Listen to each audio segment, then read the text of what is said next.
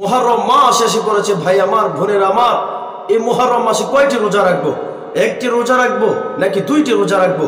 এই মুহররম মাসে কি কি করতে হবে, কি কি ছাড়তে হবে, কি কি করণীয়, কি কি বর্জনীয়? ভাই আমার দেখেন, সর্বপ্রথম আমি বলতে চাই 10 মুহররম অর্থাৎ মুহররমের 10 তারিখকে আশুরা বলা হয়।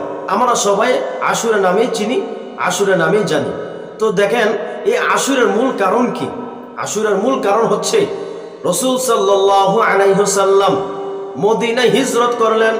মদিনায় হিজরত করার পর পয়গম্বর নবী করিম সাল্লাল্লাহু আলাইহি ওয়াসাল্লাম দেখতেছে মদিনার ইহুদিরা 10 মুহররমে রোজা রাখতেছে।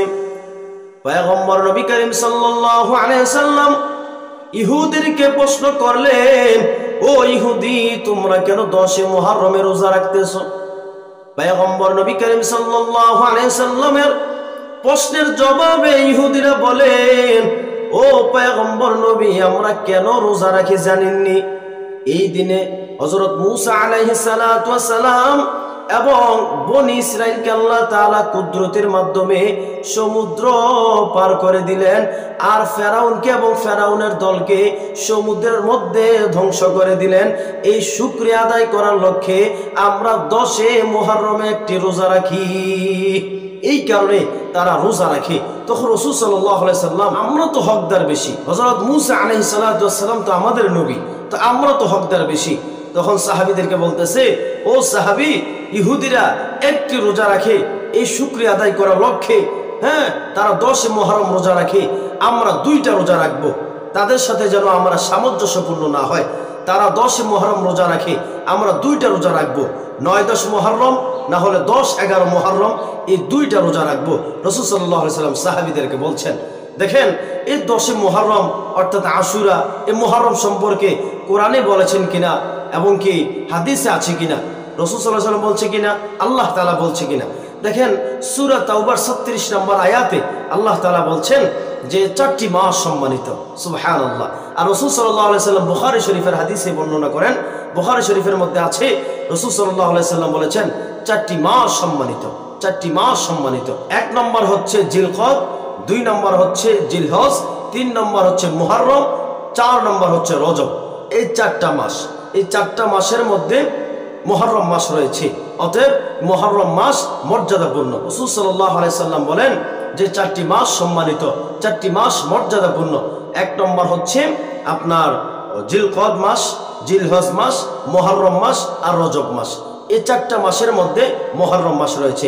অতএব এই মুহররম মাস বরকতময় এবং কি ফজিলতময় এবং মর্যাদাপূর্ণ, সম্মানিত। আর এই দিনে ভাই আমার, আমরা 2টা রোজা রাখবো, একটি রোজা রাখবো না।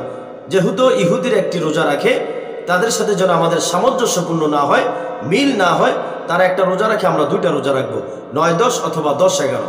তো ভাই আমার, রোজা রাখলে কি পরিমাণ সওয়াব!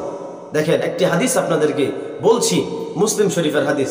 রাসূল সাল্লাল্লাহু আলাইহি ওয়াসাল্লাম বলেন, পয়গম্বর নবী করিম সাল্লাল্লাহু আলাইহি ওয়াসাল্লাম জানায়া দেয়, রমজানের পরে সর্বোত্তম রোজা হলো মুহররমের আশুরা রোজা। সুবহানাল্লাহ। দেখছেন, রাসূল সাল্লাল্লাহু আলাইহি ওয়াসাল্লাম বলেন, রোজার পরে, রমজান মাসের রোজার পরে আশুরা রোজা সর্বোত্তম রোজা। সুবহানাল্লাহ। যদি এই রোজা কেউ যদি রাখে, 2টা রোজা কেউ যদি রাখে, 9-10 অথবা 10-11, 2টা রোজা কেউ যদি রাখে, রাসূল সাল্লাল্লাহু আলাইহি সাল্লাম জানায় দেন, কেউ যদি 2টা রোজা রাখে, আল্লাহর নবী পয়গম্বর নবী জানায় দেয়, ওই ব্যক্তির পিছনের 1 বছরের গুনাহ আল্লাহ মাফ করে দিবে। সুবহানাল্লাহ। কেউ যদি 2টি মাত্র রোজা রাখে, 9-10 অথবা 10-11 মুহররম, রাসূল সাল্লাল্লাহু আলাইহি সাল্লাম জানায় দেয়, তার পিছনের 1 বছর গুনাহ আল্লাহ মাফ করে দিবেন। সুবহানাল্লাহ, সুবহানাল্লাহ। ভাই আমার, আমরা বছরে শুধু একবার মুহররম মাস আসে, বছরে একবার ঘুরে আসে, তাহলে একবার আমরা 2টা রোজা রাখতে পারবো না? ইনশাআল্লাহ আমরা 9-10 মুহররম অথবা 10-11 মুহররম রোজা রাখবো ইনশাআল্লাহ। হযরত হাফসা রাদিয়াল্লাহু তাআলা আনহা থেকে বর্ণিত, তিনি বর্ণনা করেন, তিনি বলেন, রাসূল সাল্লাল্লাহু আলাইহি ওয়াসাল্লাম, এমন 4টি আমল আছে, এমন 4টি কাজ আছে, এমন 4টি আমল আছে, যে 4টি আমল পয়গম্বর নবী কখনো জীবনে ছাড়েননি। সুবহানাল্লাহ। এমন 4টি আমল আছে, এমন 4টি কাজ আছে রে ভাই, যে 4টি কাজ পয়গম্বর নবী করিম সাল্লাল্লাহু আলাইহি সাল্লাম জীবনে ছাড়েননি, জীবনে কখনো ছাড়েননি। 4টি কাজ কি কি? 1 নম্বর হলো পয়গম্বর নবী করিম সাল্লাল্লাহু আলাইহি সাল্লাম জীবনে জিলহজ মাসের 9 তারিখ অর্থাৎ আরাফার দিনের রোজা, আরাফার রোজা রাসূলুল্লাহ সাল্লাল্লাহু আলাইহি সাল্লাম জীবনে কখনো ছাড়েননি। সুবহানাল্লাহ। 2 নম্বরে রাসূলুল্লাহ সাল্লাল্লাহু আলাইহি সাল্লাম প্রতি মাসে 3টা রোজা কখনো ছাড়েননি। প্রতি মাসে রাসূল সাল্লাল্লাহু আলাইহি সাল্লাম 3টা রোজা রাখতেন। সুবহানাল্লাহ। 3 নম্বর হচ্ছে পয়গম্বর নবী করিম সাল্লাল্লাহু আলাইহি সাল্লাম 4টি কাজ জীবনে ছাড়েননি, কখনো ছাড়েননি, কখনো ছাড়েননি। তার মধ্যে 3 নম্বর কাজ হচ্ছে, 3 নম্বর আমল হচ্ছে পয়গম্বর নবী করিম সাল্লাল্লাহু আলাইহি সাল্লাম ফজর নামাজের 2 রাকাত সুন্নাহ পয়গম্বর নবী কখনো ছাড়েননি। সুন্নাহ কি গুরুত্ব দিয়েছেন। তো 3 নম্বর হচ্ছে ফজর নামাজের 2 রাকাত সুন্নাহ পয়গম্বর নবী কখনো ছাড়েননি। 4 নম্বরে রাসূল সাল্লাল্লাহু আলাইহি সাল্লাম বর্তমানে আমরা যে মাসে অবস্থিত আছি আশুরা, মুহররমের 10 তারিখ আশুরা রোজা পয়গম্বর নবী কখনো ছাড়েননি। সুবহানাল্লাহ। ভাই আমার, হযরত হাফসা রাদিয়াল্লাহু তাআলা বর্ণনা করেন পয়গম্বর নবী করিম সাল্লাল্লাহু আলাইহি সাল্লাম জীবনে 4টা আমল কখনো ছাড়েননি। 1 নম্বর হচ্ছে জিলহজ মাসের 9 তারিখ আরাফার দিনের রোজা পয়গম্বর নবী কখনো ছাড়েননি। 2 নম্বর হচ্ছে প্রতি মাসে 3টা রোজা পয়গম্বর নবী কখনো ছাড়েননি। 3 নম্বর হচ্ছে ফজর নামাজের 2 রাকাত সুন্নাহ পয়গম্বর নবী কখনো ছাড়েননি। 4 নম্বর হচ্ছে আশুরা রোজা পয়গম্বর নবী কখনো ছাড়েননি। সুবহানাল্লাহ।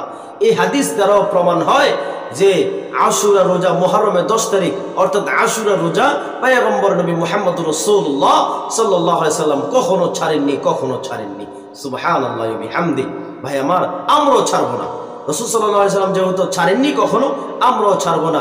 ইনশাআল্লাহ 2টা রোজা রাখার চেষ্টা করব, 9-10 মুহররম অথবা 10-11 মুহররম। এবার আসেন আরেকটি হাদিস বলি। এই আপনার মুহররমের 10 তারিখ আশুরার দিন যদি আপনি পরিবারের পিছনে খরচ করেন, রাসূল সাল্লাল্লাহু আলাইহি সাল্লাম জানায় দেয় এই 10 মুহররম আশুরার দিনে কেউ যদি তার পরিবার, সন্তান, স্ত্রী, ছেলে মেয়ে, মা বাবার পিছনে যদি টাকা ব্যয় করে, যদি তাদের পিছনে টাকা ব্যয় করে, খরচ করে, মন খুলে খরচ করে, উধার মনে খরচ করে, হাত খুলে খরচ করে, পয়গম্বর নবী করিম সাল্লাল্লাহু আলাইহি সাল্লাম জানায় দেয় যে ব্যক্তি আশুরার দিন 10 মুহররমে তার পরিবারের পিছনে হাত খুলে খরচ করবে, পয়গম্বর নবী করিম সাল্লাল্লাহু আলাইহি সাল্লাম বলেন পরের 1 বছর তার আয় রোজগারের মধ্যে আল্লাহ বরকত দিয়ে দিবেন। সুবহানাল্লাহ। মুহররমের 10 তারিখ অর্থাৎ আশুরা দিন কেউ যদি তার পরিবারের পিছনে, মা বাবা, ছেলে মেয়ে, স্ত্রী, পরিবারের পিছনে কেউ যদি মন খুলে খরচ করে, রাসূল সাল্লাল্লাহু আলাইহি সাল্লাম জানায় দেয় ওই ব্যক্তিকে পরের বছরে তার আয় রোজগারে আল্লাহ তাআলা বরকত দিয়ে দিবেন, বরকত দিয়ে দিবেন। সুবহানাল্লাহি ওয়া বিহামদি।